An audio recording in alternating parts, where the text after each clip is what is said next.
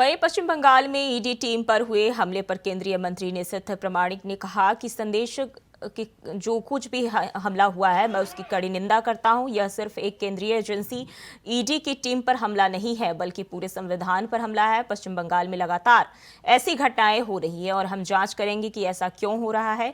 जब किसी राज्य में बार बार ऐसी घटनाएं होती है तो इससे पता चलता है कि राज्य सरकार कानून व्यवस्था बनाए रखने में विफल साबित हो रही है।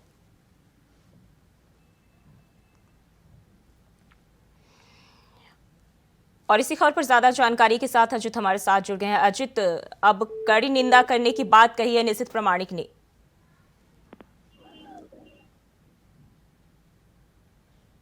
अजित, आपको आवाज मिल रही है?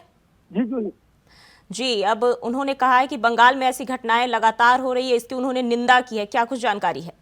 देखिए देखिए जी बताता हूँ। जिस तरीके से पश्चिम बंगाल से बड़ा मामला आया है, ईडी की टीम जब वहां पर टीएमसी के नेताओं के घर पर जब पहुंच रही थी तो इस दौरान जो बताया जा रहा है कि टीएमसी के नेताओं ने ईडी के ऊपर हमला कर दिया। तो कहीं ना कहीं जिस तरीके से पूरा प्रकरण हुआ है उस पर अब केंद्रीय मंत्री निशिथ प्रामाणिक ने कहा है, उन्होंने पूरी घटना की निंदा की। उन्होंने कहा है कि जिस तरीके से हुआ ये निंदनीय है और इस तरह की चीजें नहीं होनी चाहिए, क्योंकि एक केंद्रीय जांच एजेंसी है जिस पर हमला करना कहीं ना कहीं सुरक्षा व्यवस्था को न केवल बल्कि जो एक एजेंसी का जो जांच है उसके भी दायरे पर सवाल जरूर खड़े करता है।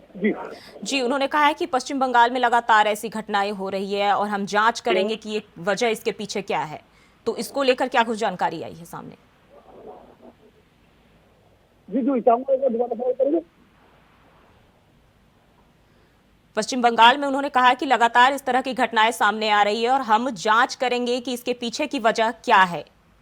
देखिए जी बिल्कुल, जिस तरीके से इससे पहले भी पश्चिम बंगाल में इस तरीके की घटनाएं हैं वो सामने आई है और कहीं ना कहीं एक बार फिर से आज जिस तरीके से घटना देखने को मिली और इसी का परिणाम है कि अब केंद्रीय मंत्री ने इस पर अपना बयान दिया और इस घटना की निंदा की है और उन्होंने साफ तौर पर कहा कि एक लगातार इस तरह की घटना होना, लगातार जो जांच एजेंसी है उस पर हमला होना कहीं ना कहीं बहुत बड़ा एक चिंता का विषय और ऐसे में इसकी जांच होनी बहुत जरूरी है कि आखिरकार जिस तरीके से यहाँ पर लगातार ऐसी घटनाएं हो रही है आखिरकार इसका क्या कारण है। तो उसी को लेकर के केंद्रीय मंत्री ने अपना बयान दिया और उन्होंने उस पर साफ तौर पर इशारा किया कि अब लगातार जिस तरीके से जो जांच एजेंसी पर हमला हो रहा है तो निश्चित तौर पर इस पर भी एक जांच करने की दिखाई जाएगी और कहा जा सकता है कि इस पर भी आगे कानूनी कार्रवाई जरूर।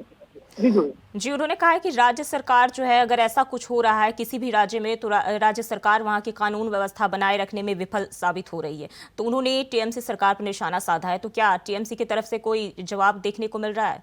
देखिए जिस तरीके से क्योंकि कहा जा सकता है कि किसी भी राज्य की जो सुरक्षा व्यवस्था है वो उस राज्य की एक बहुत बड़ी जिम्मेदारी होती है और वो भी जब एक बहुत बड़ी जिम्मेदारी बन जाती है जब एक जांच एजेंसी वहां पर जा रही है। उसी क्योंकि बताना चाहूंगा कि पश्चिम बंगाल में टीएमसी की सरकार है, ऐसे में अगर टीएमसी के पास जब जांच एजेंसी जाती है उन पर जब हमला होता है तो वो कहीं ना कहीं संवेदनशील हो जाता है और ऐसे कहा जा सकता है कि वो बहुत ही निंदनीय घटना हो जाती है। हालांकि इसको लेकर कभी टीएमसी की तरफ से कोई भी बयान सामने नहीं आया है, लेकिन हर तरीके से इस पूरी घटना की कड़ी निंदा की जा रही है। जी अजित, बहुत बहुत शुक्रिया आपका जानकारी साझा करने के लिए।